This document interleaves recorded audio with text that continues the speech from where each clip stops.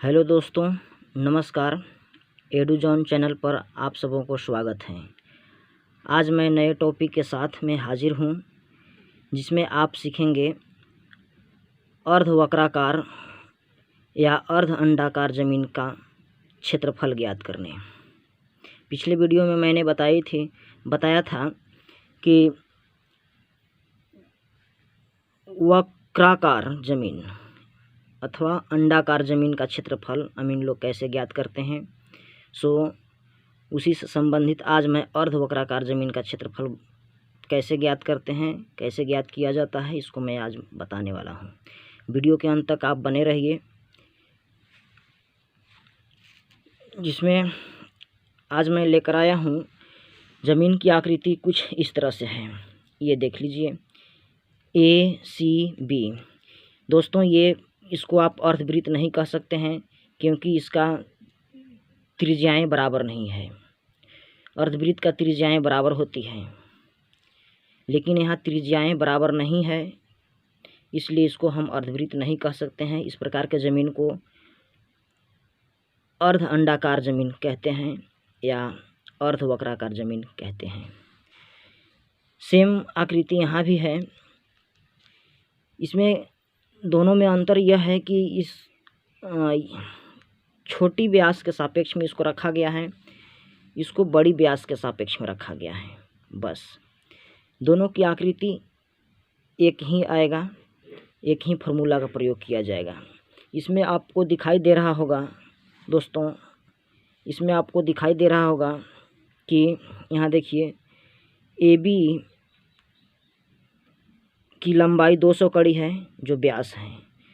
इसका आधा 200 के आधा त्रिज्या हो जाएगा, और एक त्रिज्या OC यहाँ दिया हुआ है।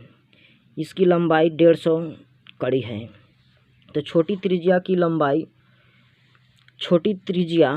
आपका 100 कड़ी हो जाएगा, और बड़ी त्रिज्या 150 कड़ी है। ठीक इसी प्रकार से इस आकृति में भी देख सकते हैं कि यहाँ CD बराबर 300 कड़ी है, अर्थात 3 जरीब, और AB की लंबाई 100 कड़ी है, जिसकी AB की लंबाई AO की लंबाई 100 कड़ी है, जो कि छोटी त्रिज्या है यह। तो ठीक है, यहाँ छोटी त्रिज्या और बड़ी त्रिज्या लेकर हम सॉल्यूशन की ओर आगे बढ़ेंगे। बिल्कुल समझ में आएगा, आप समझने की कोशिश कीजिए।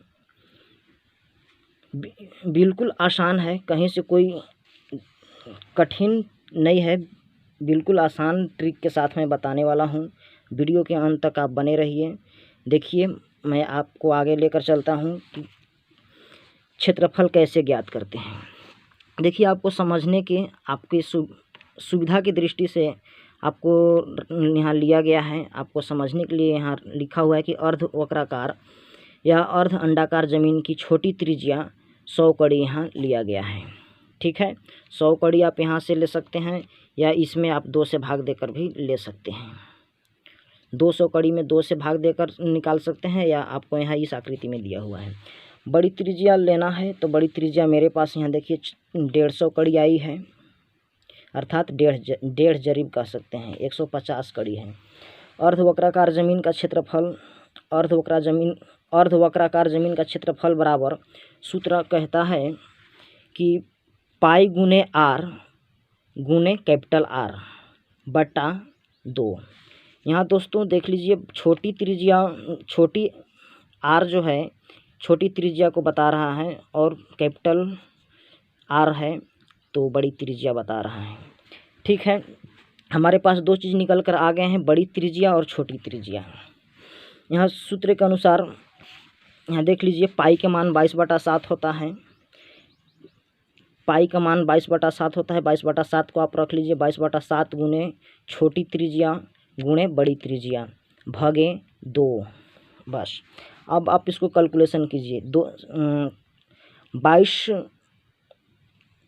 गुणे 100 गुणे 150, और यहाँ है 7 गुणे 2, नीचे ले लीजिए बटा में। 2 से इसको आप 22 को डिवाइड कर दीजिए 11 बार में। अब कैलकुलेशन कीजिएगा तो 11 गुणे 100 गुणे 150 बटा में 7 हो गया।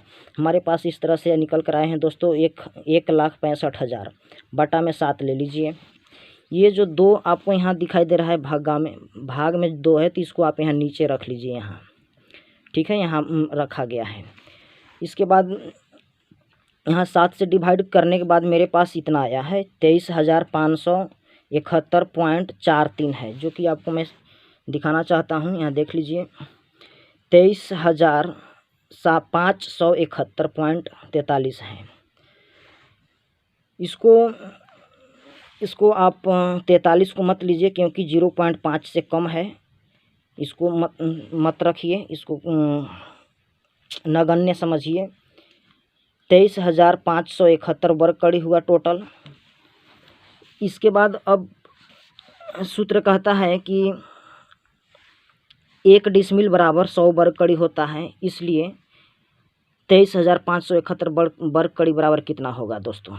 तो यहाँ आपको छोटा सा एक काम करना है कि 1000 से आप भाग दे दीजिए 23,571 में, आपका डिसमिल में चेंज हो जाएगा, डिसमिल में आपका एरिया आ जाएगा। 23.571 डिसमिल हो गया। पॉइंट के बायां साइड का जो वैल्यू है यह डिसमिल बता रहा है कि एरिया डिसमिल में है 23 डिसमिल, और दाहिना साइड का जो वैल्यू है वह वर्ग कड़ी बता रहा है।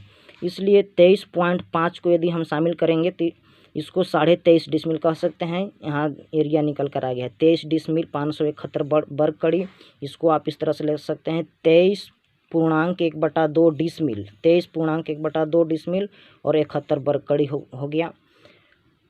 यहाँ आप देख सकते हैं स्क्रीन पर 23.1/2 डिसमिल 23.5 डिसमिल 71 वर्ग कड़ी हो गया।